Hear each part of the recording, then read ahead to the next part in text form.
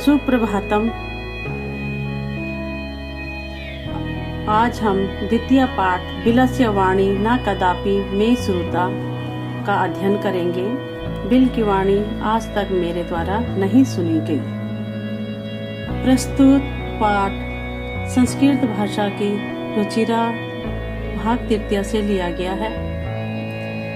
यह पाठ पंडित विष्णु शर्मा द्वारा रचित पंचतंत्रम के तृतीय तंत्र का कोलुकियम से संकलित है।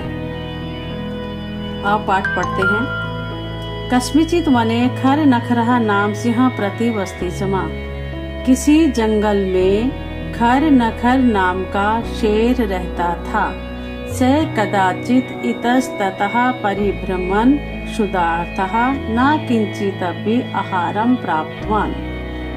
कभी वह भूख से पीड़ित होकर इधर उधर घूमता हुआ उसे भोजन प्राप्त नहीं हुआ। अतः सूर्यास्त समय एकां महती गुहां दृष्ट्वा स अचिंत्यत। तब सूर्यास्त समय में सायंकाल में एक बड़ी गुफा को देखकर उसने सोचा, नूनम एतेषां गुहायां रात्रौ कोऽपि जीवः आगच्छति। निश्चय ही इस गुफा में रात्रि के समय कोई जानवर आता है।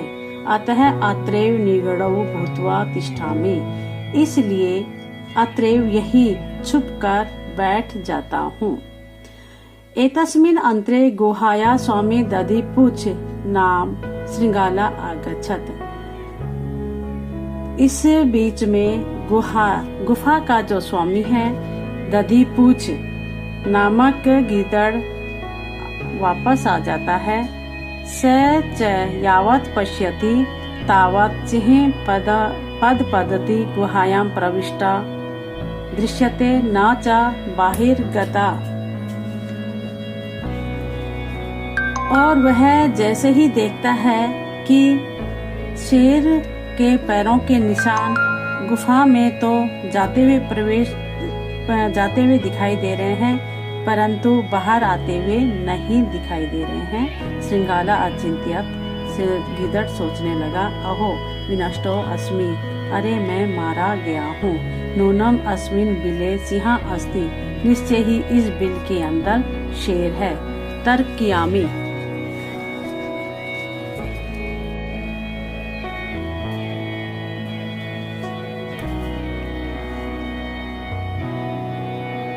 तर्कयामि सोचता हूँ। तत् किम करवाणि, तो क्या करूं। एवं विचिन्त्य दूरस्थः रवं कर्तुम् आरब्धः। ऐसा सोचकर दूर खड़ा ही गीदड़ ने आवाज लगानी शुरू कर दी, पुकारना शुरू कर दिया। भो बिल, हे गुफा किम न समृशसि, क्या तुम्हें याद नहीं। यन मया त्वया सह समय कृतो अस्ति, कि मेरी तुम्हारे साथ एक समझौता हुआ था। यद अहम बाह्यतः प्रत्यागमिष्यामि, कि जब मैं बाहर से वापस आऊंगा तब तुम माम मुझको आकृष्यसि, तो मुझे तुम आवाज लगाओगे, पुकारोगे। यदि त्वं माम न आवाहयसि, यदि तुम मुझे बुलाओगे नहीं, आवाज नहीं लगाओगे, आह्वान नहीं करोगे, तर्हि अहम द्वितीयं बिलम यास्यामि इति, तो मैं दूसरे गुफा में चला जाऊंगा। अथ एतत् श्रुत्वा सिंह अचिंत्यत। इस पर यह सुनकर शेर सोचने लगा, नूनम ऐसा गुहा स्वामिना सदा सम आह्वानम करोति। नूनम ऐसा, ये निश्चय ही यह गुफा अपने स्वामी का आह्वान बुलाना हमेशा ही बुलाती है, परंतु मद भयात ना किंचित वदति, किंतु मेरे डर के कारण कुछ भी नहीं बोल रही है।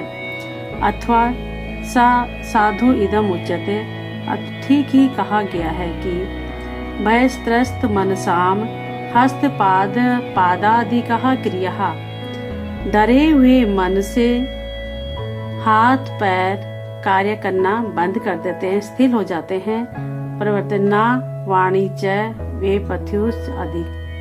वेपथ्युश्चाधिको भवेत्, और वाणी कांपने लगती है। तद अहम अस्य आह्वानं करोमि, तब मैं इसको बुलाता हूँ। एवं स बिले प्रविश्य में भोज्यम भविष्यति, जिससे यह गुफा में प्रवेश करेगा और मेरा भोजन बन जाएगा। इत्थं विचार्य सिंहः सहसा श्रृंगालस्य आह्वानम् अकरोत्। ऐसा विचार करके शेर ने अचानक ही गीदड़ का आह्वान किया, पुकारा।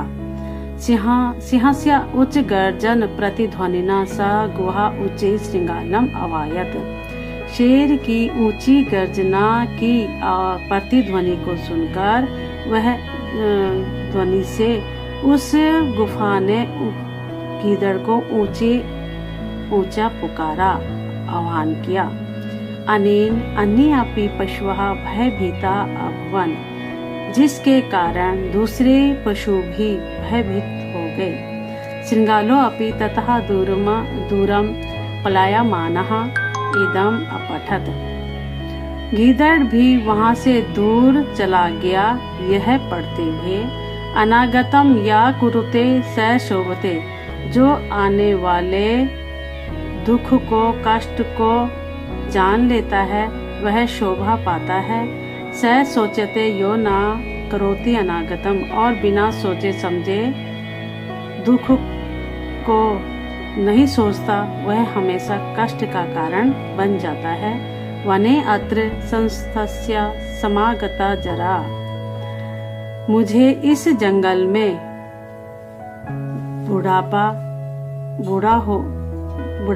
बीत गया है, परंतु बिलस्य वाणी ना कदापि में श्रुता, किंतु गुफा की वाणी मैंने मेरे द्वारा कभी नहीं सुनी कि मैं इस जंगल में रहता हुआ बूढ़ा हो गया हूँ, परंतु मैं